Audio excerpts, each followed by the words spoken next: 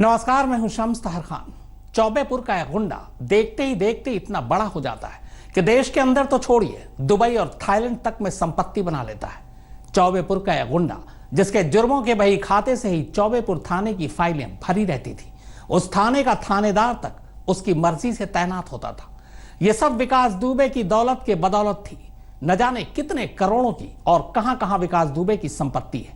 अब उसकी मौत के बाद उसके खजाने की तलाश की जा रही है। इतना ही नहीं, विकास दुबे के एनकाउंटर के साथ ही उत्तर प्रदेश में ऑपरेशन क्लीन पार्ट 2 की शुरुआत भी होने जा रही है। अगले 1 घंटे में आज हम आपको विकास यादव से जुड़े हर राज का खुलासा करेंगे, पर शुरुआत एक खास मुनादी से। जिसमें पुलिसकर्मी शहीद हो गए, जिनके हथियार बदमाशों द्वारा छीन लिए गए हैं। जिस भी सज्जन को फिर हथियारों की सूचना, हथियार कहाँ रखे गए हैं या किसके पास है, वो 24 घंटे के अंदर पुलिस को सूचित कर दे। विकास दुबे के खात्मे के बाद बिकरू गांव की पहली सुबह। अगर किसी प्रकार का आपको डर है, किसी के लिए ये क्यों कर रहे हैं? आप ही लोगों के लिए तो कर रहे हैं। आप उनको कह दीजिए कि आपको मुताबिक नहीं है, कप्तान साहब को देख कैसे आदमी हो यार, तो क्यों डरते हो? विकास दुबे के खात्मे के बाद गांव वालों का खौफ दूर करने की पहली कोशिश। आगे 8 सिपाहियों को मार दिया, जो जघन्य अपराध है। और अब जब धोखे में भगी हो तो काउंटर करिए पुलिस। आपके पति ने गलती की थी, मानती हैं आप कि आपका पति हत्यारा था? उसके साथ सही हुआ? विकास दुबे के खात्मे के बाद परिवार ने पहली बार विकास का एक अंदाज ये भी। हथियार कहाँ रखे गए हैं या किसके पास है, वो 24 घंटे के अंदर पुलिस को सूचित कर दे, अन्यथा 24 घंटे के बाद विधिक कार्रवाई की जाएगी। हम लोगों को कर रहे हैं, ये आपके लिए कर रहे हैं। आपके मन से वो डर खत्म होना चाहिए, आपके मन से वो भय खत्म होना चाहिए, ठीक ना? हाँ बिल्कुल, कोई घबराने कोई डरने की जरूरत नहीं है। 20 साल का आतंक खत्म होने के बाद कानपुर से 50 किलोमीटर दूर बिकरू गांव की ये पहली सुबह थी। वो पहली सुबह जिसमें विकास दुबे नाम का कोई खौफ नहीं था। विकास दुबे नाम का खौफ खत्म होते ही पुलिस भी पहली बार गांव वालों के पास इस तरह पहुंची। इस तरह उन्हें समझाया कि अब डरने की जरूरत नहीं। आपके मन से वो भय खत्म होना चाहिए, ठीक ना? हाँ बिल्कुल, कोई घबराने कोई डरने की जरूरत नहीं है। और न किसी राजनीतिक आदमी से, न किसी पुलिस वाले से, न किसी प्रकार के किसी और आदमी से अगर आप पे कोई दबंगाई चलाता है, कोई कुछ करता है, तो आप बताइए। हम आप ही के बच्चे हैं, है ना? हम भी किसी के बच्चे हैं, आप लोग भी किसी के बच्चे हैं, सब लोग परिवार के ही हैं। ऐसा तो नहीं कोई दूसरी जगह से आया है। हमारा हम लोगों का जो प्रयास है, हाँ सही है। वो ये है कि गांव डर से बाहर निकालिए। हाँ, आप डरिए नहीं, आप बताइए। लेकिन एक तरफ पुलिस गांव वालों का भरोसा जगा रही थी, तो वहीं दूसरी तरफ उन्हीं पुलिस वालों की ये मुनादी थोड़ी अटपटी भी लग रही थी। जिनके हथियार बदमाशों द्वारा छीन लिए गए हैं। जिस भी सज्जन को फिर हथियारों की सूचना। पुलिस टीम गांव में घूम घूम कर उस मुनादी के जरिए एक तरह से गांव वालों को चेतावनी दे रही थी कि जिनके पास भी पुलिस वालों के लूटे गए हथियार हैं, वो 24 घंटे में वापस कर दें। हथियार कहाँ रखे गए हैं या किसके पास है, वो 24 घंटे के अंदर पुलिस को सूचित कर दे, अन्यथा 24 घंटे के बाद विधिक कार्रवाई की जाएगी। विकास दुबे ने 2 जुलाई की रात पुलिस वालों से कुल 5 सरकारी हथियार छीने थे।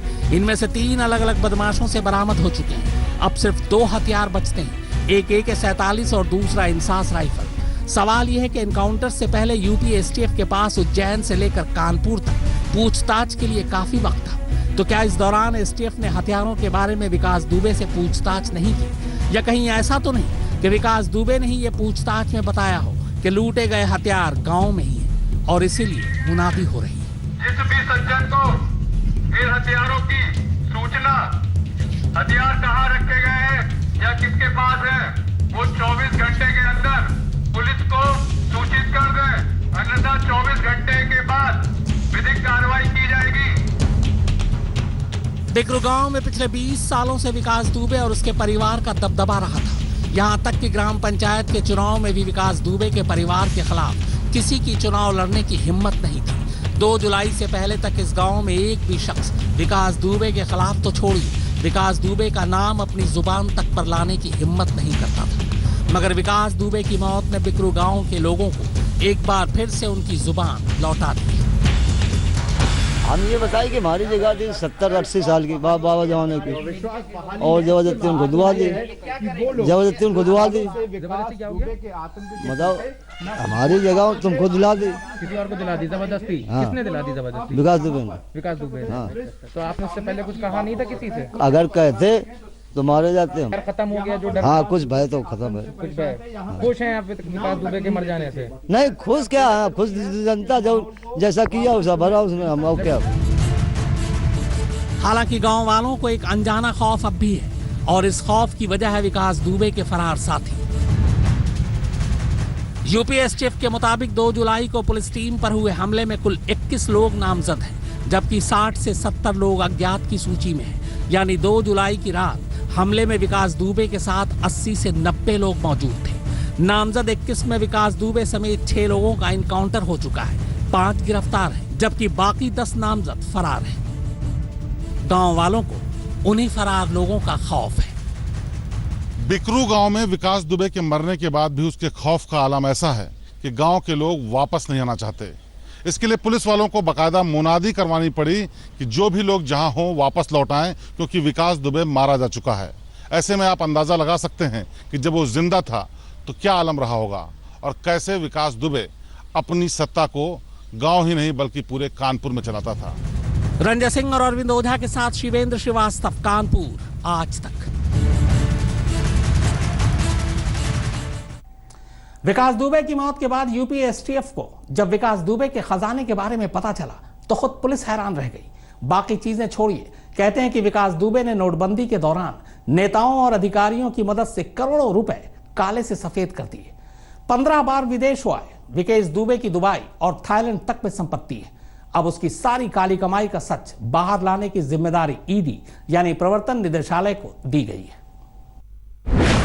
कानपुर से लखनऊ तक, थाईलैंड से दुबई तक अवैध तरीके से जमीन कब्जाना, कानपुर के कारखानों से उगाही, नोटबंदी में नोट बदलवा कर कमाई, नेताओं के काले धन सफेद करके कमाई। करोड़ों की संपत्ति का मालिक था विकास दुबे। 15 बार विदेश भी गया था विकास दुबे। विकास दुबे की मौत के साथ एसटीएफ का काम खत्म। अब ईडी यानी प्रवर्तन निदेशालय का काम शुरू, क्योंकि भले ही विकास दुबे के आतंक का किला तो ढह गया, लेकिन उसकी काली कमाई के साम्राज्य का ढहना अभी बाकी है। बंदूक के दम पर कानपुर के इस गैंगस्टर ने काली कमाई का जो जखीरा खड़ा किया, उसे तलाशने का काम शुरू हो चुका है। प्रवर्तन निदेशालय ने विकास दुबे की संपत्तियों की जांच शुरू कर दी। प्रवर्तन निदेशालय ने यूपी पुलिस से विकास दुबे और उसके परिवार के सदस्यों, करीबियों का ब्यौरा मांगा है। उसके साथ ही अपराध में शामिल उन लोगों की भी लिस्ट मांगी है जो उसे बरसों तक बचाते रहे। प्रवर्तन निदेशालय ने विकास दुबे के गुनाहों की मौजूदा जानकारी भी मांगी। प्रवर्तन निदेशालय की जांच से साफ हो जाएगा कि हिस्ट्री शीटर विकास दुबे ने जुर्म के रास्ते से कितनी बेनामी संपत्तियां कमाई। प्रवर्तन निदेशालय की जांच में पता चलेगा कि आखिर विकास दुबे ने कहां-कहां छिपाई संपत्ति, जुर्म से कितना भरा खजाना, क्या विदेशों में भी बनाई संपत्ति, किन-किन शहरों में काली कमाई का जाल बिछाया, किन रिश्तेदारों के नाम पर खरीदी संपत्ति। इसमें तो कोई शक नहीं कि विकास दुबे ने बंदूक की नली जब जब खोली, उसके सामने पैसे बरसने लगे। दहशत में लोग अपनी जुबान तक नहीं खोलते थे। उसने खाकी और खादी के जरिए खूब पैसे बनाए, गाड़ियां खरीदी, जमीन खरीदी, बंगला बनाया। सूत्रों के मुताबिक विकास दुबे की संपत्ति लखनऊ से लेकर दुबई और थाईलैंड तक फैली थी। अपने फाइनेंसर जय वाजपेयी के जरिए विकास दुबे ने अपनी काली कमाई का हिस्सा दुबई और थाईलैंड में निवेश किया। ये भी बताया जा रहा है कि नोटबंदी के पहले विकास दुबे ने करीब 6 करोड़ से ज्यादा की नकदी को 2% सूद पर चलाया। सूत्रों के मुताबिक वहीं करीब 50 करोड़ रुपए विकास ने नोटबंदी के दौरान प्रॉपर्टी खरीदने में लगाए थे, जिसमें से काफी पैसा कानपुर के एक व्यवसायी का था। इसके अलावा कुछ अधिकारियों और नेताओं के नाम भी सामने आ रहे हैं। लखनऊ में विकास दुबे की पत्नी ऋचा से पूछताछ के बाद ईडी ने उसकी संपत्तियों की जांच शुरू की। लखनऊ में ही विकास दुबे के 2 बड़े मकान हैं।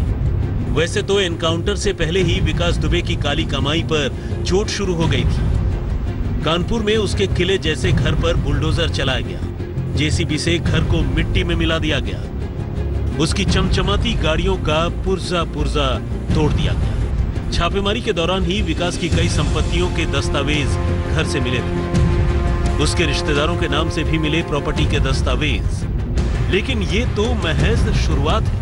अभी उसकी बेनामी संपत्ति का खुलासा होना बाकी है। विकास दुबे के एनकाउंटर के बाद जांच एजेंसियों ने उसके साम्राज्य को ध्वस्त करना शुरू कर दिया है। प्रवर्तन निदेशालय ने यूपी पुलिस से बाकायदा चिट्ठी लिख करके जानकारी मांगी है कि आखिरकार उसके पास कितनी संपत्ति, कितनी जायदाद ऐसी थी जो बेनामी थी। यानी काली कमाई को लेकर के सरकार सख्त हो गई है। ऐसे में सवाल ये उठता है कि क्या वाकई बाकी सफेदपोश भी जांच एजेंसियों के निशाने पर आएंगे। लखनऊ से कुमार अभिषेक, कानपुर से अरविंद ओझा के साथ शिवेंद्र श्रीवास्तव, आज तक। विकास दुबे के एनकाउंटर के बाद भले ही बहुत से लोग सवाल उठा रहे हो, मगर खुद विकास दुबे का परिवार ये मानता है कि जो कुछ उसके साथ हुआ वो सही था। विकास दुबे की पत्नी से लेकर मां बाप तक का यही कहना है कि उसने जैसा किया वैसे ही भोगा। हालांकि 2 जुलाई की घटना के बाद विकास दुबे के साथ साथ उसकी पत्नी भी गायब हो गई थी।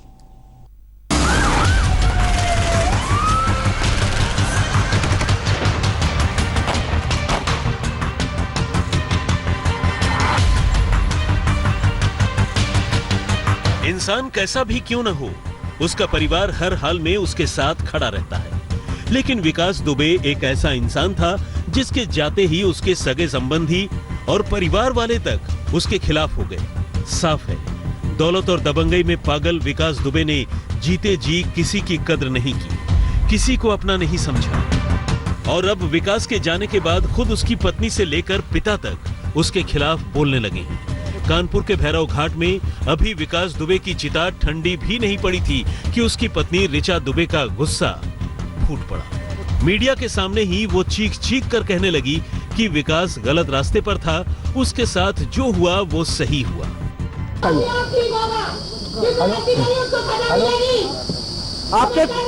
आपके पति ने गलती की थी, मानती हैं आप कि आपका पति हत्यारा था? उसके साथ सही हुआ? सही हुआ?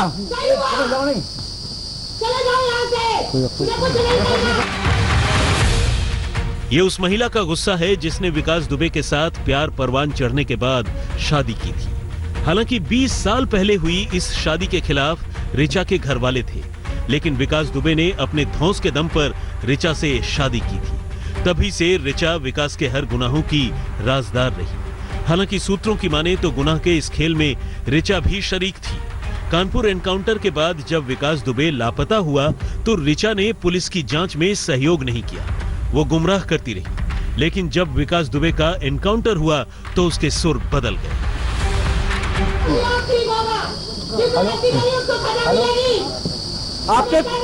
आपके पति ने गलती की थी, मानती हैं आप कि आपका पति हत्यारा था? उसके साथ सही हुआ? सही हुआ?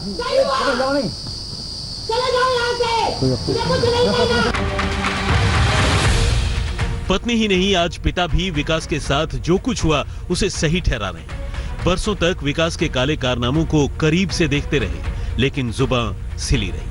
विकास के खौफ के आगे हर कोई बेबस दिखा। अब कह रहे हैं जो हुआ सही हुआ। जब जेल में था तो उसने कहा था कि चपटी छूटने के बाद हम सिर्फ तुम्हारी ही सेवा करेंगे, तो उसने सेवा भी नहीं की और दूसरे ये बवाल कर रखा कि 8 सिपाहियों को मार दिया, जो जघन्य अपराध है। हाँ, मुख्यमंत्री का ये कर्तव्य है, अगर हर आदमी की रक्षा नहीं हो तो वो तो सरकार का अंग ही है तो मान लो जब तुम दीवाल में सर दे मारोगे तो सर फूटेगा, दीवाल थोड़ा गिरेगी। इस बात को वो सोच नहीं सका। जुर्म के जिस रास्ते पर विकास दुबे निकल पड़ा था, उसमें मां ने भी अपनी ममता का पल्लू पीछे खींच लिया। 2 जुलाई के कानपुर शूटआउट के बाद गैंगस्टर भागा भागा फिर रहा था।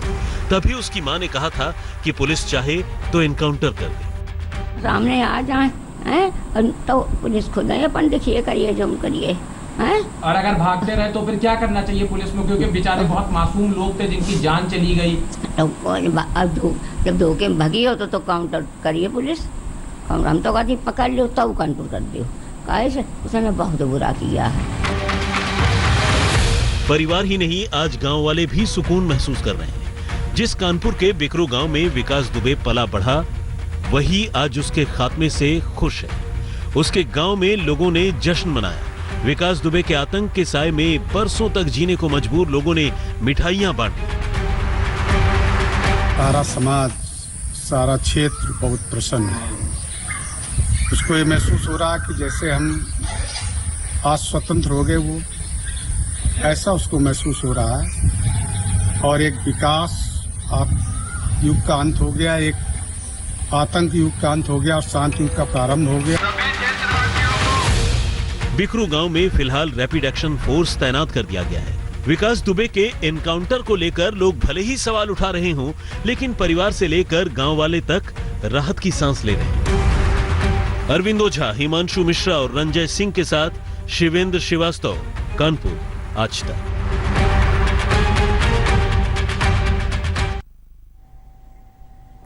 विकास दुबे की मौत के बाद अब किश्तों में उसके वीडियो भी सामने आ रहे हैं। ऐसा ही एक वीडियो एक शादी का है। शादी उसके गुर्गे की थी। इस शादी के दौरान विकास दुबे का एक नया अंदाज ही देखने को मिला। आइए आप भी वो वीडियो देखिए। अपने गुर्गे की शादी में खुशी में नाच रहा है। वीडियो में देख सकते हैं विकास दुबे को नाचते हुए। उसके साथ अमर दुबे भी नाच रहा है।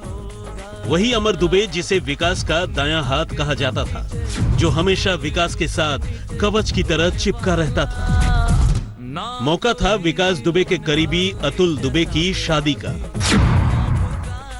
ये गाना भी इन तीनों पर बिल्कुल फिट बैठता है। लेकिन मस्ती में झूम रहे विकास दुबे को कहां पता था कि उसका क्या होगा। उसे क्या पता था कि उसका एनकाउंटर होने वाला है।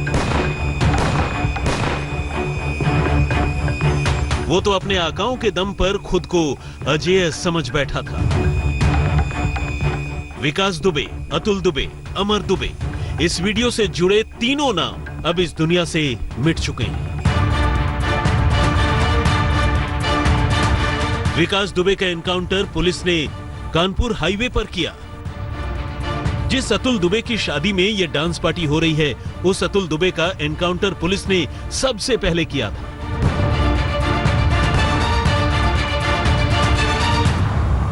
2 जुलाई को बिकरू गांव में शूटआउट के बाद विकास का जो गुर्गा सबसे पहले मारा गया था, वो अतुल दुबे ही था। पुलिस ने 3 जुलाई के तड़के बिकरू के जंगल में एक एनकाउंटर किया था। उस एनकाउंटर में विकास का मामा अतुल दुबे मारा गया।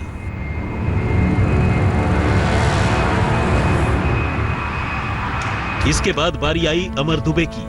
3 दिन पहले 8 जुलाई को विकास दुबे का भतीजा और उसका दाहिना हाथ माना जाने वाला अमर दुबे मारा गया। पुलिस की ओर से जारी मोस्ट वांटेड की लिस्ट में सबसे पहले अमर दुबे का ही नाम था। हमीरपुर में जैसे ही इसके पहुंचने की खबर मिली, पुलिस ने घेरेबंदी कर इसे ढेर कर दिया। पुलिस वालों पर हमले में अमर भी शामिल था। बिकरू गांव में आतंक का राज कायम करने वाले गैंगस्टर और उसके गुर्गों का खात्मा हो चुका है। इस वीडियो के तीनों किरदार अब खत्म हो चुके हैं। आज तक ब्यूरो।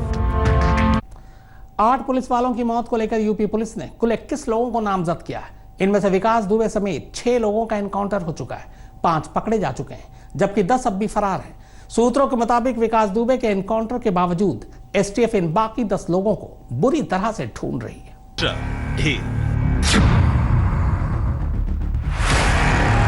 मारा गया बउआ दुबे। अमर दुबे का अंत। प्रकाश दुबे ढेर, अतुल दुबे का खात्मा।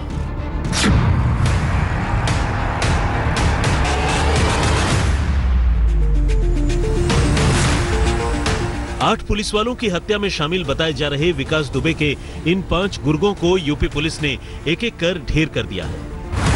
प्रभात मिश्रा का एनकाउंटर करीब करीब उसी अंदाज में हुआ जिस अंदाज में विकास दुबे को कानपुर में मारा गया।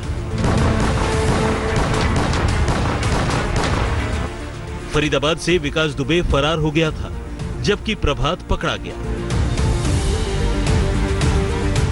पुलिस के मुताबिक वो प्रभात को फरीदाबाद से कानपुर लेकर आ रही थी। इसी दौरान कानपुर के भौती इलाके में पुलिस की गाड़ी पंक्चर हो गई। पुलिस ने बताया कि मौका पाकर प्रभात पुलिस का हथियार छीनकर भागने लगा। इसके बाद पुलिस के साथ हुई मुठभेड़ में प्रभात घायल हुआ, जिसे अस्पताल ले जाया गया। यहां उसे मुर्दा करार दे दिया गया।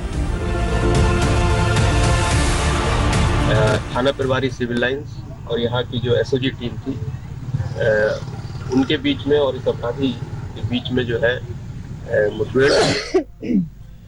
ये 4 अपराधी थे, जिसमें से मुठभेड़ में एक अपराधी मारा गया है, जिससे एक DBLL गन और एक पिस्टल बरामद हुई है। जब इसकी पहचान की गई है तो ये प्रवीण दुबे उर्फ बबुआ दुबे, बिक्रू गांव, थाना चौबेपुर, कानपुर नगर, इसके रूप में इसकी पहचान हुई है। शुक्रवार रात बिकरू गांव में हुए हत्याकांड में शामिल विकास का एक और साथी प्रवीण उर्फ बउआ गुरुवार को इटावा में ढेर कर दिया गया। पुलिस के मुताबिक बउआ एक लूटी हुई टैक्सी में भागने की कोशिश कर रहा था। इससे पहले विकास दुबे के 2 और सहयोगियों का पुलिस ने सफाया कर दिया। इसमें विकास के मामा प्रकाश दुबे और गुर्गा अतुल घटना वाले दिन ही मार दिए गए। बुधवार को विकास के साथी अमर दुबे का एनकाउंटर हुआ। विकास का दायां हाथ अमर दुबे हमीरपुर में मारा गया। पुलिस यही नहीं रुकी, उसने अमर के पिता संजय दुबे और उसकी पत्नी खुशी को भी गिरफ्तार कर लिया। 29 जून को विकास दुबे के घर से अमर और खुशी की शादी हुई थी। अमर दुबे को ढेर किए जाने के दिन ही पुलिस ने विकास दुबे के एक और गुर्गे श्यामू बाजपेयी को भी गिरफ्तार कर लिया। पुलिस ने उसके पैर में गोली मार दी थी। अब विकास दुबे को ढेर कर यूपी पुलिस ने उसके गैंग की कमर तोड़ दी है। एनकाउंटर पर उठ रहे सवालों के बीच ऑपरेशन क्लीन जारी है। रंजय सिंह, शिवेंद्र श्रीवास्तव और हिमांशु मिश्रा के साथ अरविंद ओझा, कानपुर, आज तक। विकास दुबे के एनकाउंटर के बाद अब यूपी की जेलों में बंद अपराधियों को भी डर लगने लगा है। कई अपराधी तो ऐसे हैं जो अपनी पहुंच का इस्तेमाल कर जेल बदलवाने की कोशिश कर रहे हैं। दरअसल ये डर इसलिए है क्योंकि यूपी पुलिस ने राज्य के 34 अपराधियों की एक लिस्ट निकाली है। इस लिस्ट में शामिल ज्यादातर वो अपराधी हैं जो जेल में हैं। इनमें मुख्तार अंसारी, अतीक अहमद, ब्रजेश सिंह और बबलू श्रीवास्तव जैसे लोगों का नाम भी शामिल है।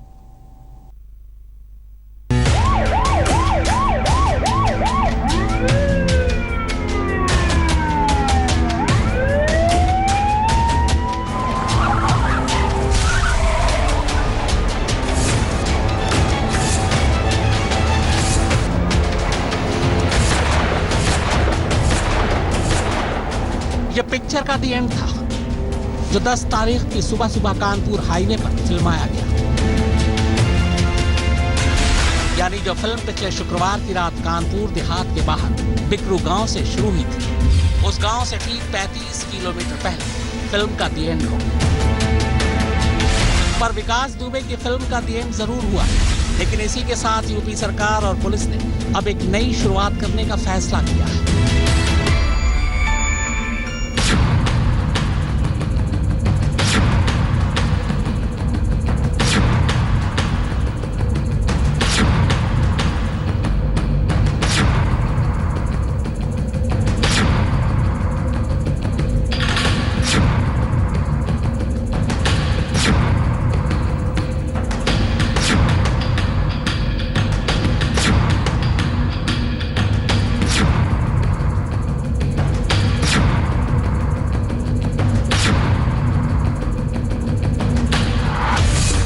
इन 13 नामों के साथ कुल 34 लोगों की एक लिस्ट तैयार की गई है। ये वो 34 लोग हैं जिनके बारे में यूपी सरकार और पुलिस का मानना है कि अगर इन पर नकेल कस दिया गया तो यूपी में संगठित अपराध की जड़ें लगभग खत्म हो जाएंगी। हालांकि यूपी के इन टॉप 36 अपराधियों में से ज्यादातर इस वक्त जेल में हैं, जैसे मुख्तार अंसारी, अतीक अहमद, बबलू श्रीवास्तव, ब्रिजेश सिंह, सुभाष ठाकुर। ये सभी यूपी के अलग अलग जेलों में बंद हैं। तो सवाल ये है कि फिर टॉप 34 की लिस्ट में इनका नाम क्यों? दरअसल यूपी के अपराधियों की एक खासियत रही है, वो चाहे बाहर हो या अंदर, उनका गैंग, उनका धंधा इसी तरह चलता रहता है। कहते हैं कि विकास दुबे जब जब कानपुर जेल में रहा तब भी उस पर कोई फर्क नहीं पड़ता। वो जेल के अंदर से ही तमाम उगाही वसूली और यहाँ तक कि लोगों के कत्ल भी करवाता रहा। यही बात यूपी के इन बाकी अपराधियों के लिए भी। जेल में रहने के बावजूद यूपी के इन गैंगस्टर का अपनी गैंग पर पूरा दबदबा है। ये जो चाहते हैं जेल में रहते हुए करवा लेते हैं। सूत्रों के मुताबिक यूपी के तमाम खूंखार अपराधियों के संगठित अपराध को खत्म करने के लिए यूपी पुलिस का ऑपरेशन क्लीन फिर से शुरू होने जा रहा है। यूपी के सभी आला पुलिस अफसरों को यह कहा गया है कि वो अपने अपने जिले में जेलों में बंद या बाहर अपराधियों पर फौरन कार्रवाई शुरू कर दें। पहली बार ऑपरेशन क्लीन में थोड़ा बदलाव भी किया गया है। अब सिर्फ अपराधियों को जेल में डालना या उनका एनकाउंटर करना ही पुलिस का मकसद नहीं है, बल्कि पहली बार अपराधियों को आर्थिक रूप से तोड़ने की कवायद शुरू की जा रही है। यूपी के जितने भी बड़े अपराधी हैं, उन सब की संपत्ति, बैंक बैलेंस, वैध अवैध कारोबार सबको खंगाला जा रहा है। सूत्रों के मुताबिक इसकी शुरुआत मुख्तार अंसारी और अतीक अहमद की नामी बेनामी संपत्तियों की जांच से शुरू हो चुकी है। इसके अलावा सुंदर भाटी, अनिल दुजाना, ब्रिजेश सिंह समेत आधा दर्जन से ज्यादा अपराधियों के खिलाफ अवैध संपत्ति, हथियारों और अवैध धंधों की जब्ती की कार्रवाई भी शुरू कर दी गई है। बाहुबली अतीक अहमद के बेटे को भी गिरफ्तार किया जा चुका है। जानकारी के मुताबिक ये कार्रवाई का पहला दौर है। इसके बाद बरेली जेल में बंद बबलू श्रीवास्तव, फतेहगढ़ जेल में बंद सुभाष ठाकुर और रामपुर जेल में बंद ब्रिजेश सिंह के खिलाफ भी जब्ती की कार्रवाई शुरू हो जाएगी। खबर तो ये भी है कि ऑपरेशन क्लीन पार्ट 2 शुरू होने के बाद तमाम अपराधी, खासतौर पर जो जेलों में बंद हैं, वो भी घबराए हुए और अपनी अपनी जेलों से ट्रांसफर लेकर सुरक्षित जेलों में जाने की जुगत लगा रहे हैं। पहली लिस्ट में इन 34 नामों के अलावा यूपी पुलिस की अगली कार्रवाई हर जिले के टॉप 5 मोस्ट वांटेड अपराधियों पर शिकंजा कसने की। पूरे उत्तर प्रदेश में योगी सरकार ने ऑपरेशन क्लीन चला रखा है। आलम यह है कि मुख्तार अंसारी की ही अकेले 100 करोड़ से ज्यादा संपत्ति जब्त की जा चुकी है और 200 लोगों पर कार्रवाई की जा चुकी है। ऐसे में दहशत इतनी ज्यादा कि मुख्तार अंसारी, अतीक अहमद समेत तमाम छटे हुए बदमाश जेल के भीतर पेशी पर भी नहीं आना चाहते। कहीं ऐसा ना हो कि उनके साथ कोई हादसा हो जाए। शिवेंद्र श्रीवास्तव, कानपुर, आज तक। हालांकि यूपी में अपराध और अपराधियों का खात्मा करने के लिए 2017 में पहली बार ऑपरेशन क्लीन शुरू किया गया था। इस दौरान राज्य भर में एनकाउंटर की झड़ी लग गई। कुछ एनकाउंटर को लेकर विवाद भी हुआ। इसके बावजूद ऑपरेशन क्लीन जारी रहा। हालांकि ऑपरेशन क्लीन के बावजूद राज्य में अपराध का ग्राफ कम नहीं हुआ। कानपुर कांड के बाद अपराध के खिलाफ योगी सरकार की मुहिम नए सिरे से आगे बढ़ रही है।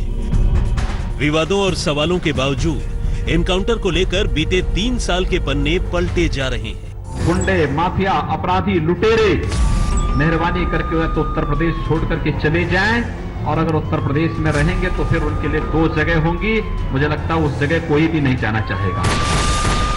मई 2017 के बाद उत्तर प्रदेश से अपराध का सफाया करने के लिए ऑपरेशन क्लीन शुरू किया गया। इसके बाद बदमाशों पर ताबड़तोड़ कार्रवाई शुरू हो गई। शायद ही कोई ऐसा दिन बीता जब कहीं न कहीं से पुलिस और बदमाशों के बीच मुठभेड़ की कोई खबर नहीं आती थी। हालांकि इस दौरान कुछ एनकाउंटर को लेकर सवाल भी उठे और बवाल भी मचा।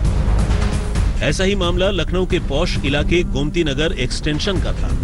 यूपी पुलिस के कांस्टेबल प्रशांत चौधरी ने एप्पल कंपनी के area sales manager Vivek Tiwari की गोली मारकर हत्या कर दी। इस मामले में पुलिस के 2 जवानों को गिरफ्तार कर लिया गया। इन विवादों के बावजूद ऑपरेशन क्लीन जारी रहा, लेकिन अपराध के मामले में यूपी का ग्राफ शायद ही कभी नीचे गिरा हो। नेशनल क्राइम रिकॉर्ड ब्यूरो के आंकड़ों पर नजर डालें तो पता चलता है कि 2018 में अपराध के मामले में यूपी पूरे देश में नंबर 1 था।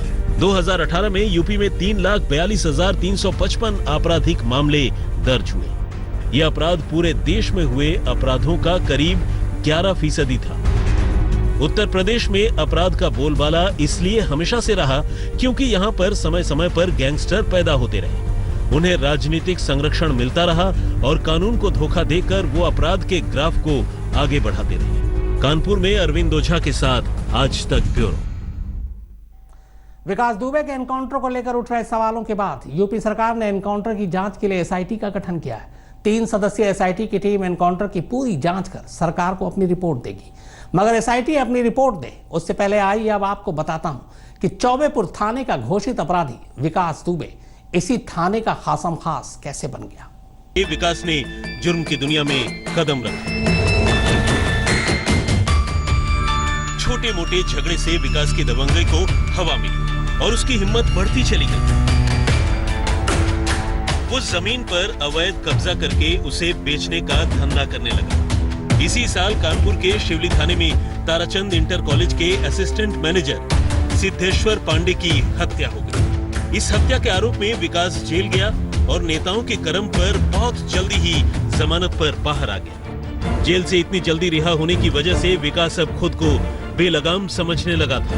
उसे लग गया कि अपना दबदबा कायम करने के लिए वो कुछ भी कर सकता है और पुलिस उसका कुछ बिगाड़ नहीं पाएगी।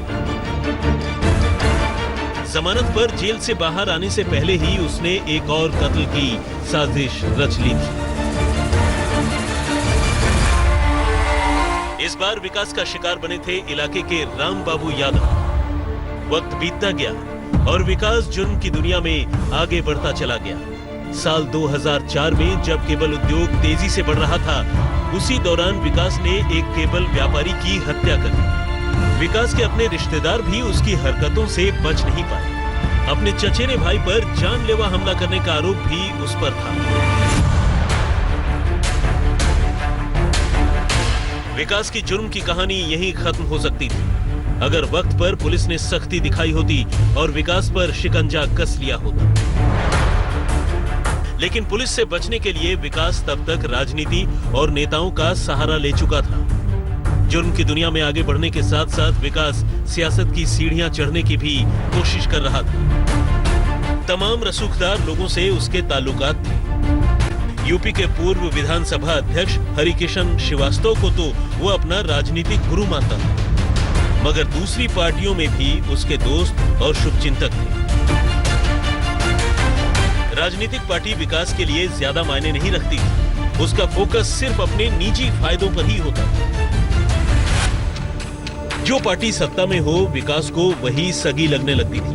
वो बीएसपी में रहा, बीजेपी का दामन भी थामा और समाजवादी पार्टी से भी जुड़ा रहा। बीएसपी के साथ तो विकास ने सबसे लंबी पारी खेली। वो बहन जी की पार्टी में 15 साल रहा। बीएसपी के शासनकाल में कानपुर और आसपास के इलाकों में विकास दुबे का दबदबा था। फिलहाल विकास समाजवादी पार्टी से जुड़ा था। इससे पहले वो 5 साल बीजेपी में भी रह चुका था। बीजेपी के 2 विधायकों से भी विकास के अच्छे ताल्लुकात थे और ये बात खुद विकास ने कबूल की थी। कई पार्टियों ने ऑफर की है, तो रूरल पार्टी का प्रेशर तो मान लीजिए जानते हैं जाता रहता ही है। लेकिन चूंकि बसपा मेरा अपना घर था जिसमें 12 साल से मैं रह रहा हूं और वहां के एक्स चीफ जो पहले chief minister ex chief minister हैं, जो हमारी बसपा सुप्रीमो है बहन जी, बाई नेम बाई फेस जानती हैं हमको। 100 आदमी बुलाती हैं कि भाई विकास तेरे साथ बड़ा अन्याय हो रहा है, गलत हो रहा है, तो मैं उस घर को कर कैसे छोड़ दूँ बताओ। हर तरफ से विकास को सपोर्ट मिल रहा था, लिहाजा वो अपनी दबंगई और आपराधिक चरित्र का इस्तेमाल सियासी तरक्की के लिए करने लगा। उसकी दहशत ऐसी थी कि वो जिस पार्टी के उम्मीदवार को समर्थन देता, पूरा का पूरा गांव उसी को वोट दे आता।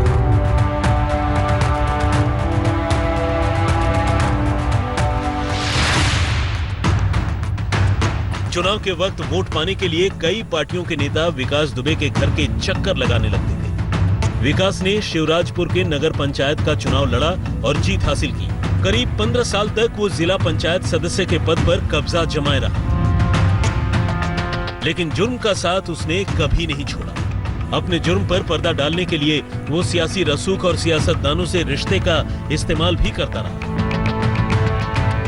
लेकिन विकास खुद को जिस सियासी मैदान का बादशाह समझ रहा था, असल में वो सिर्फ एक प्यादा था। पुलिस ने सख्ती बरती तो एक एक करके विकास के सारे गुर्गे ढेर होते चले गए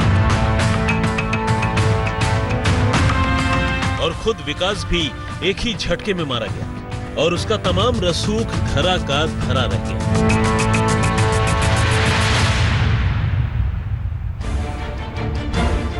यह सियासत का ही कवच था जो विकास दुबे को बरसों से बचाता आ रहा था। विकास का दबदबा बढ़ा तो उसने पुलिस महकमे में भी अपनी पैठ बनानी शुरू कर दी। 2 जुलाई की रात जब 3 थानों की पुलिस ने विकास दुबे पर दबिश डालने की कोशिश की तो विकास को इसकी खबर मिल गई। विकास के सहयोग के आरोप में चौबेपुर थाने के एसओ विनय तिवारी और चौकी इंचार्ज गिरफ्तार हैं।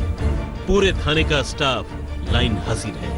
कानपुर के बिकरू गांव में पैदा हुआ विकास दुबे गलियों का छोटा मोटा गुंडा था, लेकिन सिस्टम में फैले भ्रष्टाचार को उसने हथियार बनाया और जल्द ही माफिया डॉन बन गया। पुलिस और सियासत में उसकी दखल का अंदाजा आप इसी बात से लगा सकते हैं कि एक मंत्री की थाने में हत्या करने के बावजूद भी जल्द वो जेल से रिहा हो गया था। अपने आसपास मोटी सैलरी पर गुंडे रखना, पैसे और प्रॉपर्टी के लिए बेखौफ हत्याओं को अंजाम देना अब उसके लिए आम बात हो चुकी थी। लेकिन किसी ने सोचा भी नहीं होगा कि जिस सिस्टम ने उसे इतना बड़ा बनाया, एक दिन वो उसी सिस्टम के लिए खतरा बन जाएगा और एक साथ 8 पुलिसकर्मियों की हत्या कर देगा। रंजय सिंह के साथ शिवेंद्र श्रीवास्तव, कानपुर, आज तक। नमस्कार, मैं हूं अंजना ओम कश्यप। हमें उम्मीद है ये वीडियो आपको पसंद आया होगा। लेटेस्ट खबरों के लिए यूं ही देखते रहिए आज तक और इस वीडियो के पसंद आने पर लाइक, शेयर एंड सब्सक्राइब करना ना भूलें।